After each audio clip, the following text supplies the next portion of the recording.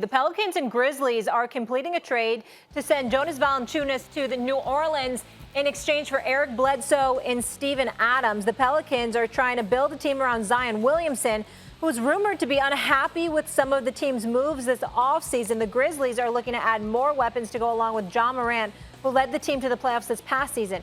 So here's a look right now at how Ja and Zion have compared throughout their careers. Take a look at that right there. And Freddie, who will win a title first? Is it Zion or Ja?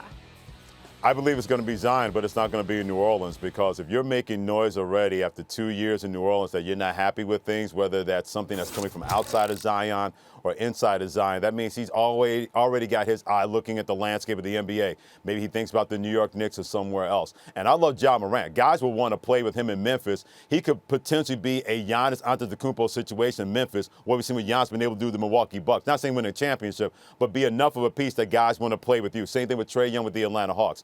But if Zion Williamson is going to win a championship, I believe he can do it. But it's just not going to be in New Orleans. I think he already has his eye on somewhere else, and he may know where his next landing spot is going to be. That makes it more likely joining a potential super team or better situation in New Orleans. Makes it more feasible to me that he wins an NBA championship before Ja Morant does down to Memphis.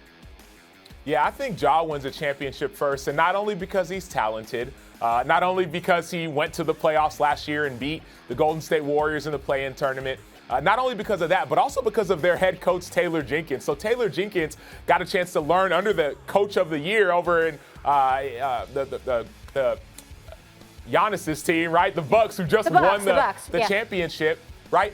So Taylor Jenkins, number one, he's a phenomenal coach. Everyone who goes and plays under him, number one, they get better. Number two, this is a shout out for Dan Orlovsky. Dude went to my high school. This dude's a phenomenal coach. Went to my high school, St. Mark's School of Texas, and he knows how to coach. So sometimes it's not just about the players around you. It's about the coaches and about the culture. And I think that's why Ja Morant will win before Zion Williamson.